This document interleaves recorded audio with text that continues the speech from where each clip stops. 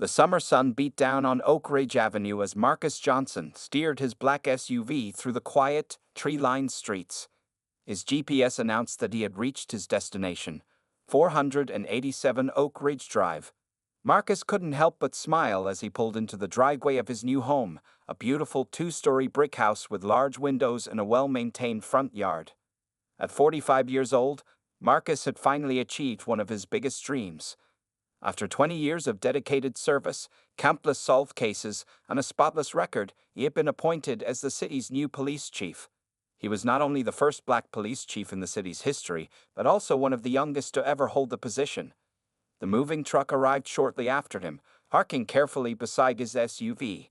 Marcus stepped out of his vehicle, his tall, athletic frame drawing immediate attention from behind the curtains of the house next door. He pretended not to notice the face that quickly disappeared when he looked in that direction. "Let's get started," Marcus called out to the movers, rolling up the sleeves of his navy blue shirt. Despite his new position, he wasn't the type of person to just stand around and watch others work. 20 years in law enforcement had taught him the value of being hands-on and leading by example. As they began unloading boxes and furniture, Marcus noticed more movement from the house next door. This time, a middle-aged white woman with perfectly styled blonde hair emerged onto her front porch. She wore expensive-looking yoga clothes and carried a phone in her hand, which she kept raising slightly every few minutes as if taking photos.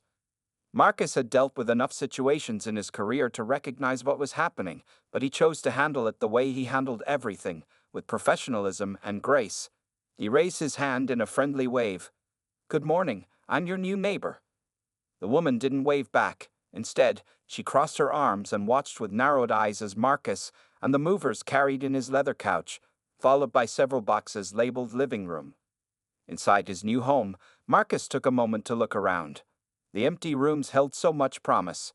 He had chosen this neighborhood carefully, wanting to be close to police headquarters and believing that living in one of the city's more affluent areas would help him better understand and serve all communities under his protection. His phone buzzed, a text from his sister Sophia. "All moved in yet, Mr. Chief?" Marcus chuckled as he typed back. "Getting there. You should see the welcome I'm getting from next door." Over the next few hours, Marcus organized his home office first. He carefully hung his police academy graduation photo, his master's degree in criminal justice, and various commendations he received over the years. These weren't displayed out of pride, but as daily reminders of the responsibility he now carried. The neighbor, whom Marcus had learned was named Karen Weber from the movers who'd done several jobs in the neighborhood, had maintained her surveillance throughout the day. She had made 3 phone calls, all while pacing on her front porch, speaking just loud enough for her voice to carry, but not loud enough for words to be clear.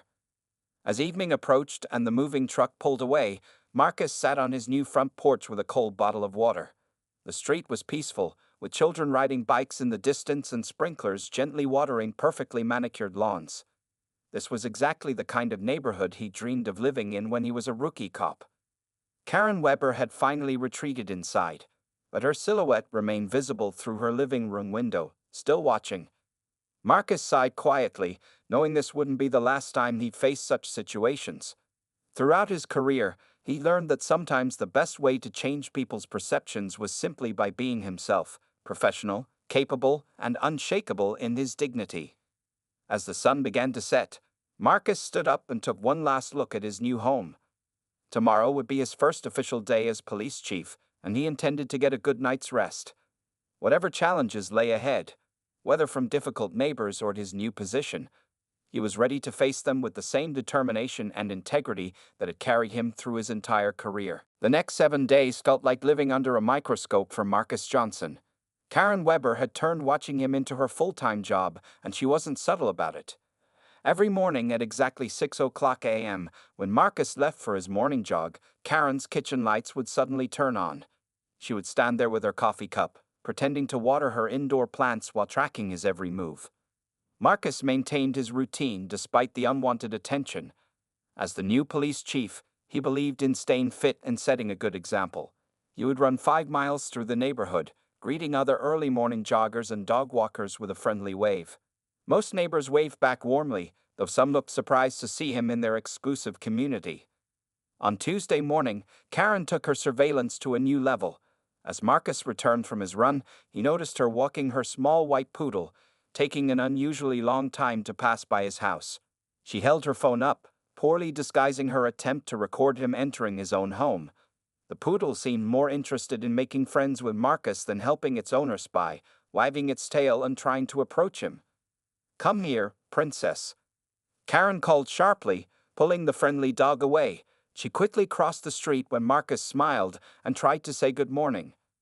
During the afternoons, when Marcus worked in his garden planting new flowers and fixing up the lawn, Karen would suddenly find reasons to check her mail multiple times or inspect her own garden plants. She took photos when she thought he wasn't looking, but Marcus's years of police training had made him highly observant. One evening, while Marcus was grilling dinner on his back patio, he overheard Karen talking to another neighbor, Mrs. Thompson, an elderly woman who lived across the street. "I'm telling you, Sarah, something's not right," Karen's voice carried over the fence. "He comes home at all hours of the night, sometimes in different cars. And have you seen how many people visit him?" Mrs. Thompson's reply was kind but firm. "Dear, he's probably just settling into his new home. And different cars? He might have visitors or work-related matters." "Work-related? What kind of work requires such odd hours?" Karen's voice dripped with suspicion. Marcus couldn't help but shake his head.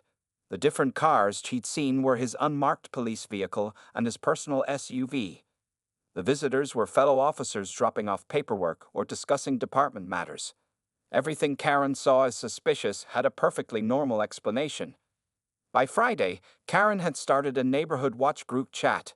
Marcus knew this because several friendly neighbors, uncomfortable with her behavior, showed him the messages. Karen had shared blurry photos of him checking his mail, watering his lawn, and carrying files from his car to his house.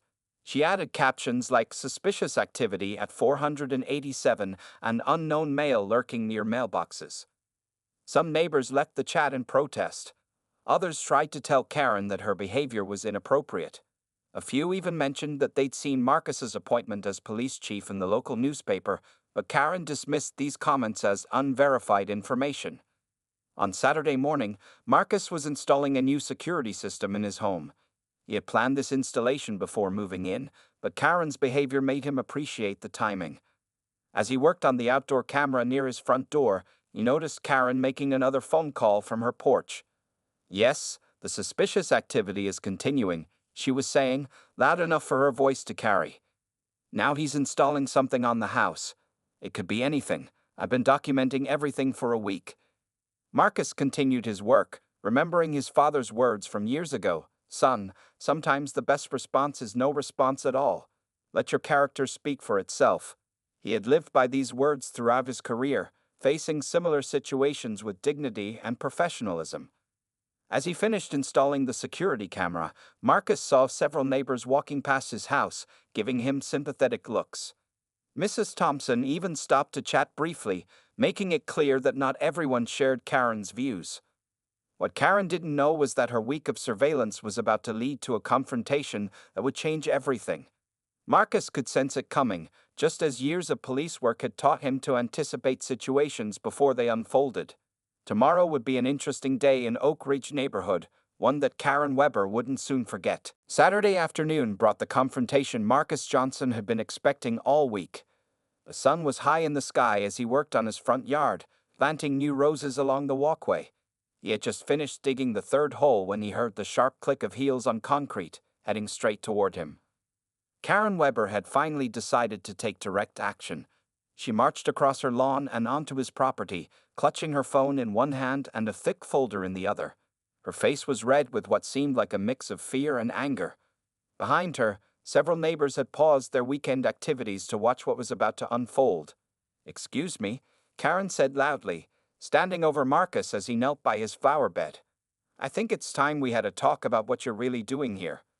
Marcus slowly stood up, brushing dirt from his gardening jeans. At 6 feet tall, he towered over Karen, but he deliberately took a step back to appear less intimidating. His years of dealing with tense situations as a police officer had taught him how to diffuse conflict. "Good afternoon, Mrs. Weber," he replied calmly. "I've been hoping we could talk. Would you like some iced tea? I just made some fresh." Karen's eyes narrowed at his polite response. She held up her folder. I have been watching you for a week. I have photographs of everything. She pulled out several blurry pictures. You leave at odd hours. Different cars come and go. Strange people visit you. And now you're digging holes in the yard. Mrs. Thompson, who had been watering her plants across the street, turned off her hose and moved closer. Other neighbors did the same, creating an audience for the unfolding drama. Mrs. Weber, Marcus began, maintaining his professional tone, I'm simply planting roses. As for the other things you've noticed. No one just moves into Oak Ridge. Karen interrupted. This is an exclusive neighborhood. Houses here cost a fortune. How did you really get this house? What are you really doing here? Marcus noticed more neighbors gathering. Some had their phones out, recording the interaction. He kept his voice steady and calm. I bought this house legally, Mrs. Weber. I chose this neighborhood because it's close to my new workplace. And what workplace is that? Karen demanded. What kind of job requires all these suspicious activities? Marcus was about to answer when Karen's eyes fell on the small leather wallet that had fallen from his pocket while gardening. It had landed open, revealing his police badge and ID. Her face went through a series of expressions: confusion, disbelief, and then something close to panic. That badge? Is that real? Karen's voice had lost some of its certainty. Yes, it is, Marcus replied. I'm the new police chief. I moved here because the station is just 5 minutes away. The different cars you've seen are my personal vehicle and my unmarked police car. The visitors are fellow officers bringing paperwork or discussing police business. Karen's mouth opened and closed several times, but no words came out.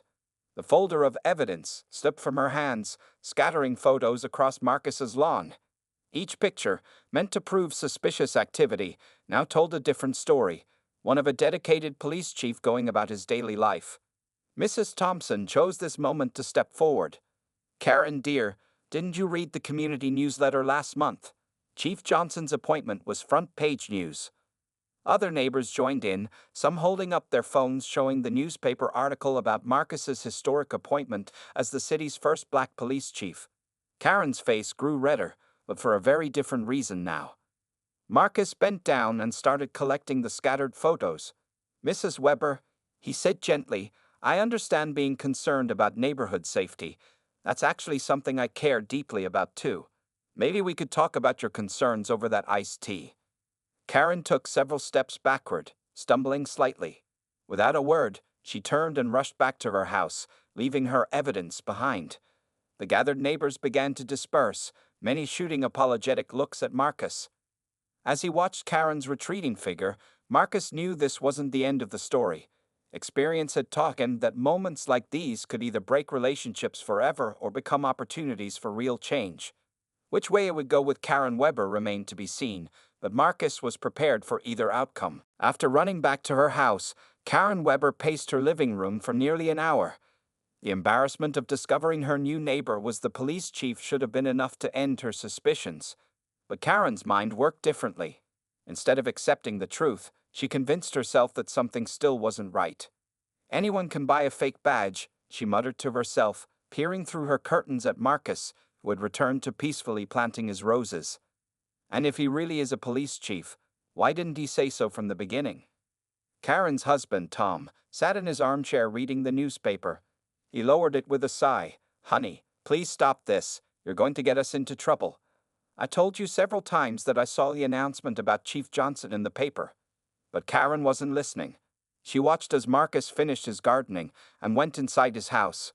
A few minutes later, he emerged wearing a crisp white shirt and tie, carrying a briefcase. This sight triggered something in Karen's mind. He's up to something, she declared, reaching for her phone. If he really is the police chief, then the real police will confirm it. And if he's not? Her fingers trembled as she dialed 911. Tom jumped up from his chair. Karen, don't. This is going too far. But Karen had already pressed call. The dispatcher's voice came through clearly. 911. What's your emergency? Yes, hello, Karen said, her voice shaking with nervous energy. I need to report a suspicious individual at 487 Oak Ridge Drive. He's been here for a week, showing very concerning behavior, and now he's tampering with the house's security system. The dispatcher's voice remained professional. Can you describe the individual and the suspicious behavior? He's a tall black man, probably in his 40s, Karen reported, watching through the window as Marcus locked his front door. He comes and goes at strange hours, has multiple vehicles, and receives many visitors. Now he's dressed up like he's impersonating someone important. Ma'am, can you tell me what he's doing right now? The dispatcher asked, typing sounds audible in the background. He's leaving the house with a briefcase, Karen said urgently. He's pretending to be some kind of official. He even has what looks like a police badge, but it must be fake. I'm worried he's part of a sophisticated crime ring. Tom had his head in his hands, mortified by his wife's actions. Through the window, they could see Marcus getting into his car, completely unaware of the call being made about him. Ma'am, we'll send officers to check the situation, the dispatcher responded calmly. Please stay inside your home and don't confront the individual. Karen felt triumphant. Yes, please hurry, and be careful, he's very convincing. He's telling everyone he's the new police chief, but that can't be true, right? I mean, he doesn't look like. She stopped herself, suddenly aware of how her words might sound. The dispatcher's pause seemed heavy with meaning. Officers will arrive shortly, the dispatcher said, their tone notably cooler. Please remain available to speak with them when they arrive. Karen hung up the phone, feeling satisfied. Tom, however, was putting on his shoes. Where are you going? She demanded. To the station to apologize before this gets even more out of hand, he replied, his face red with embarrassment. Karen, do you realize what you've done? You just called the police on their own chief. We don't know that for sure, Karen insisted, though her voice wavered slightly. Through the window, she watched Marcus's car disappear around the corner. Any minute now, she thought, the real police would arrive and expose whatever scheme this man was running. What Karen didn't know was that her call had just set in motion a series of events that would change not only her life, but the entire neighborhood's perspective on prejudice and assumptions. As she waited by the window for the police to arrive, the dispatcher was already making another call, one that would lead to a moment Karen Weber would never forget. In his car, Marcus's phone buzzed with a message from dispatch. As he read it at a stoplight, he shook his head sadly. He had dealt with similar situations before, but somehow, this one felt different. Maybe because this time, he wasn't just any officer. He was the chief. And how he handled this situation would set the tone for his entire tenure. Officers Sarah Chen and James Rodriguez were just finishing their coffee break when the call came through. Dispatch informed them of a suspicious person report at 487 Oak Ridge Drive. As soon as they heard the address, both officers exchanged knowing looks. Isn't that the chief's new house? Officer Chen asked, already starting up their patrol car. At 28, she was one of the department's youngest officers, known for her sharp mind and excellent memory. Sure is, Rodriguez replied, checking his tablet for the full report. As he read the caller's description, his expression shifted between disbelief and amusement. You're not going to believe this, Sarah. The caller is reporting our new chief as a suspicious person. They drove toward Oak Ridge, discussing how to handle the situation professionally. Both officers had immense respect for Chief Johnson, who had already made positive changes in the department during his first week. Remember when he helped me change my flat tire in the station parking lot? Chen said, turning onto Oak Ridge Drive. In his full uniform, didn't care about getting dirty. Most chiefs were just called roadside assistants. As they pulled up to the address, they saw Karen Weber standing on her front porch, arms crossed, looking triumphant. Her husband Tom stood a few steps behind her, looking extremely uncomfortable. Ma'am, I'm Officer Chen, and this is Officer Rodriguez, Sarah announced as they approached. We're responding to your call about suspicious activity. Karen immediately launched into her prepared speech. Yes, officers, I've been documenting everything. She thrust her phone forward, showing them photos of Marcus going about his daily routines. He claims to be a police chief, but that's impossible. He must be running some kind of scam. Officer Rodriguez had to bite his lip to keep from laughing. Officer Chen maintained her professional composure, though her eyes sparkled with barely contained amusement. Ma'am, could you tell us why you think it's impossible for him to be the police chief? Officer Chen asked carefully, giving Karen enough rope to either save herself or make the situation worse. Well, Just look at these pictures. Karen scrolled through her phone frantically. Here he is jogging at 6 a.m. Suspicious. Here he is receiving visitors in official-looking cars. Very suspicious. And here he is wearing a suit and carrying a briefcase, obviously trying to impersonate someone important. Tom Weber finally stepped forward, his face red with embarrassment. "Officers, I am so sorry about this. I tried to tell my wife that Chief Johnson's appointment was in the newspaper, but she wouldn't listen." Karen spun around to face her husband. "Tom, please. Let the real police handle this." Officer Rodriguez cleared his throat. "Ma'am, I had the honor of attending Chief Johnson's swearing-in ceremony last week. I can confirm that he is, indeed, our new police chief." "But," Karen's voice faltered. Officer Chen pulled out her phone and showed Karen a group photo from the ceremony. In it, Chief Johnson stood front and center, taking his oath of office, with both Chen and Rodriguez visible in the background. "Chief Johnson has 20 years of distinguished service," Officer Chen explained patiently. "He was chosen from over 100 candidates nationwide. His appointment was covered by local and national news." Karen's face went through several shades of red as the reality of her actions began to sink in. Behind her, Tom was already walking toward his car, muttering something about going to the station to apologize personally. I didn't mean," Karen stammered, looking between the officers and her husband's departing figure. "I was just trying to protect the neighborhood." "From what, exactly?" Officer Chen asked gently but firmly. Before Karen could answer, they heard another car pulling up. Chief Johnson himself stepped out, having been notified of the situation by dispatch. He walked calmly toward them, his badge gleaming in the sunlight. Karen's legs seemed to turn to jelly as she watched him approach. This was no longer just an embarrassing mistake. This was a moment that would force her to confront her own prejudices in front of the very person she had wrongly judged. Officers Chen and Rodriguez stood at attention, waiting to see how their chief would handle this delicate situation. They had seen him deal with difficult scenarios before, but this one was personal. The next few minutes would reveal not just what kind of chief he was, but what kind of person he was. Chief Marcus Johnson walked toward the small group gathered in front of his house with measured steps. His face remained calm and professional, though the situation was far from ordinary. Officers Chen and Rodriguez stood straight, while Karen Weber seemed to shrink with each step he took closer. "Good afternoon, everyone," Marcus said in his deep, authoritative voice. He was wearing his full police chief uniform now, having changed at the station after receiving the dispatch call. The 4 stars on his collar caught the sunlight, and the badge on his chest left no doubt about his position. "Chief Johnson," Officer Chen spoke first, maintaining protocol. "We were responding to a call about suspicious activity at this address."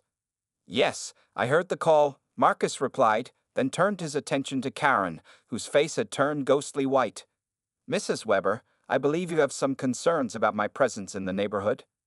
Karen opened her mouth, but no words came out. The folder of evidence she had been clutching fell from her trembling hands, scattering photos across her front porch. Each picture now seemed to mock her, images of the police chief simply living his life, which she had twisted into something sinister. I didn't," she stammered, looking desperately around as if seeking an escape route. Marcus bent down and picked up one of the fallen photos. It showed him helping an elderly neighbor with her groceries 3 days ago. "Mrs. Weber," he said softly, "would you like to know what's really happening in this picture?" Karen nodded weakly, unable to meet his eyes. "Mrs. Robinson, from 2 houses down, had just returned from chemotherapy. I saw her struggling with her bags and offered to help." He picked up another photo. "This one, where you thought I was having suspicious meetings? That's Officer Rodriguez dropping off community outreach program documents." Officer Chen stepped forward, holding up another picture. "And this one, Chief, is when you were teaching the Thompson kids how to safely cross the street after Mrs. Thompson mentioned her concerns about the busy intersection." Karen's legs finally gave out, and she sank onto her porch steps. Tears began rolling down her cheeks as the full weight of her actions crashed down on her. Every suspicious activity she had documented had a simple, compassionate explanation. "I'm so sorry," she whispered, her voice breaking. "I've made a terrible mistake. I let my Your prejudices cloud your judgment. Marcus finished gently. He sat down on the step beside her, maintaining a respectful distance. Mrs. Weber, I've been a police officer for 20 years. I've faced situations like this more times than I can count. The question now is, what do we do moving forward? By this time, several neighbors had gathered to watch the scene unfold. Mrs. Thompson, the elderly woman from across the street, stepped forward with her newspaper in hand. Karen, dear, this was in last month's paper. She opened to a full-page article with the headline, City Makes History. Marcus Johnson appointed as first black police chief. Karen took the paper with shaking hands, reading the article that detailed Marcus's impressive career, his community service awards, and his plans for improving police-community relations. The thing about assumptions, Mrs. Weber, Marcus continued, his voice carrying to all the gathered neighbors, is that they tell us more about ourselves than about others. Every photo in your folder shows me doing what I've dedicated my life to, serving and protecting my community. That includes you and everyone else in this neighborhood. Officer Rodriguez cleared his throat. Chief, how would you like us to proceed with the complaint? Marcus stood up, straightening his uniform. No official action necessary, officer. Sometimes the best resolution comes through understanding, not punishment. He turned to Karen. Mrs. Weber, my door is always open if you'd like to have that conversation about neighborhood safety we discussed earlier. Maybe this time, we could talk as neighbors. The gathered crowd began to disperse, many nodding approvingly at their chief's handling of the situation. Officers Chen and Rodriguez returned to their patrol car, both feeling proud to serve under such a leader. Karen remained seated on her porch steps, the newspaper in her lap and scattered photos around her feet.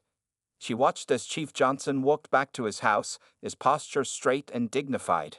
In just 15 minutes, he had transformed what could have been a devastating confrontation into a moment of potential growth and learning. The revelation was complete, but its effects were just beginning to unfold. News of the incident spread through Oak Ridge neighborhood like wildfire. By Sunday morning, everyone had heard about Karen Weber's embarrassing confrontation with Chief Johnson.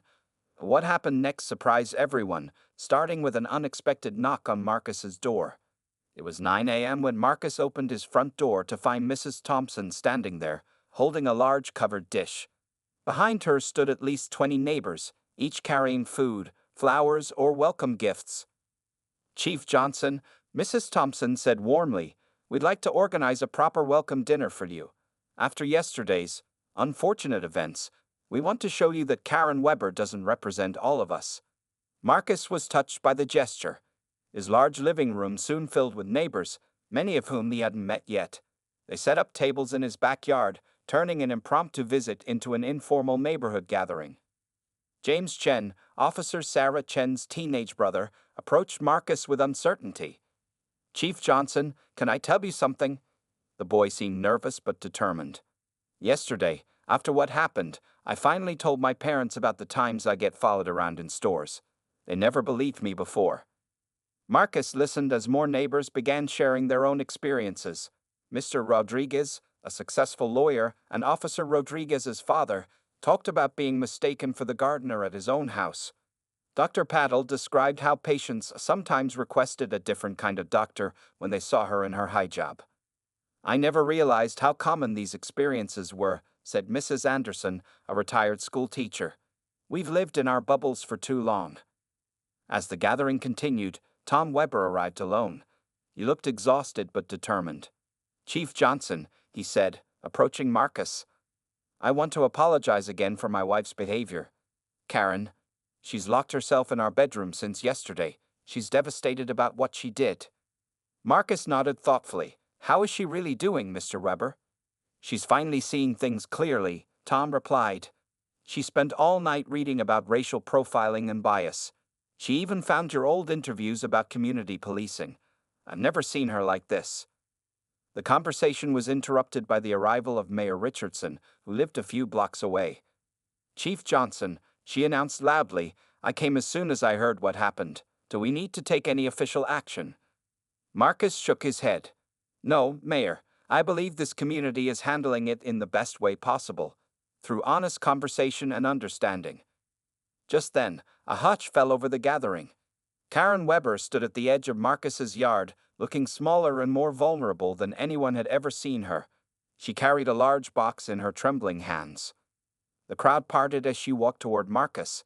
Her eyes were red from crying, and her usually perfect hair was uncombed. "Chief Johnson," she said, her voice barely above a whisper. I found these while I was up all night." She opened the box, revealing decades-old family photos. "This is my grandfather," she said, showing a picture of a young man in a police uniform. "He was a cop in the 1960s. I grew up hearing his stories about protecting the community.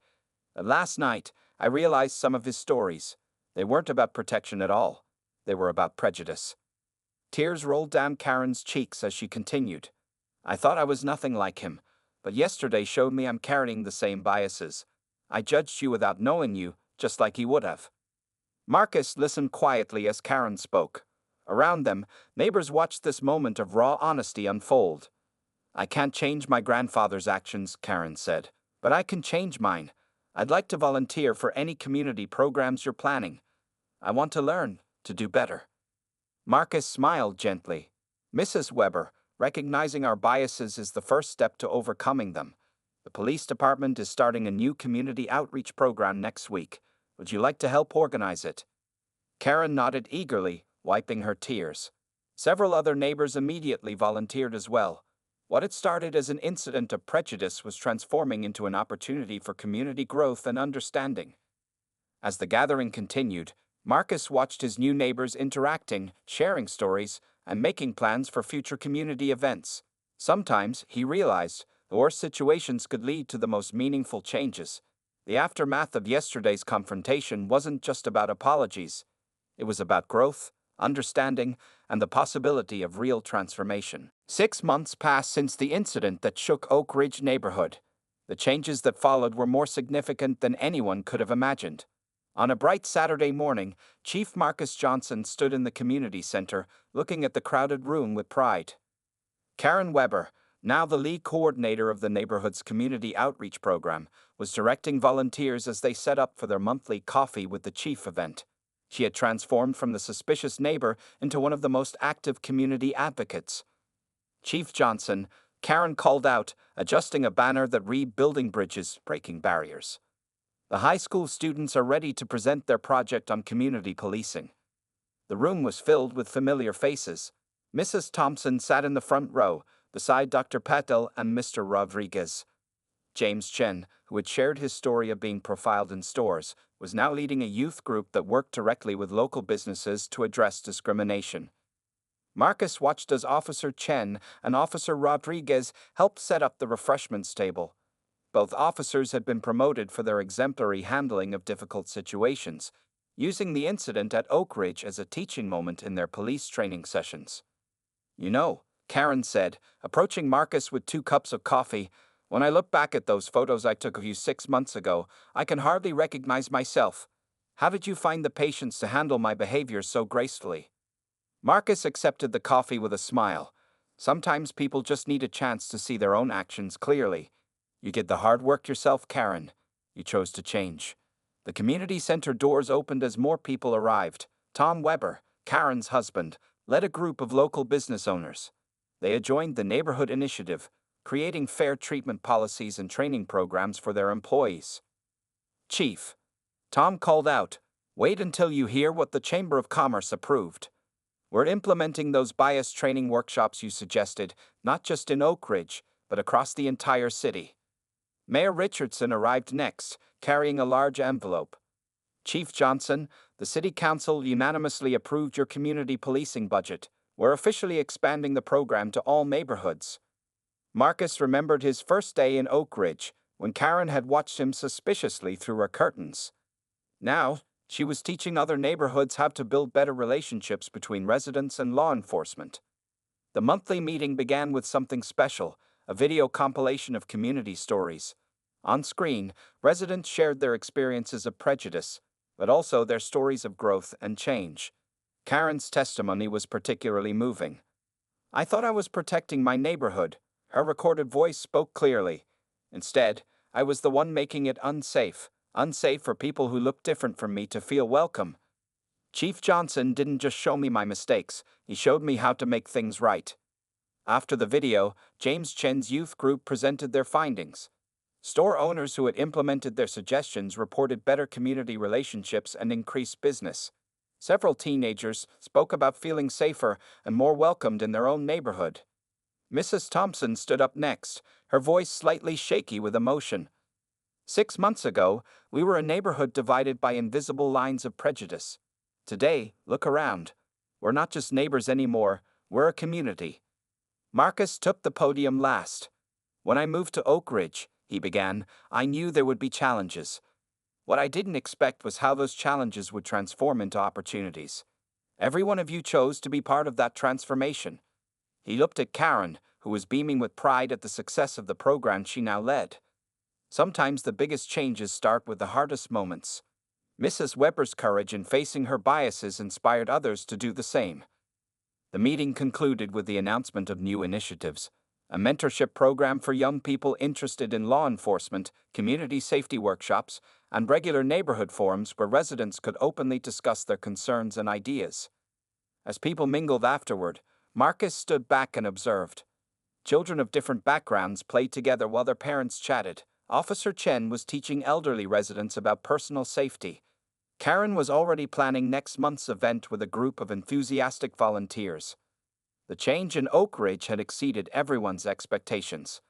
What began as an incident of prejudice had become a model for community transformation. Other neighborhoods were now requesting to join their program, and the local news had featured their story as an example of positive change. Marcus smiled, remembering his father's words about letting character speak for itself. Sometimes, he realized, character could do more than speak. It could transform an entire community.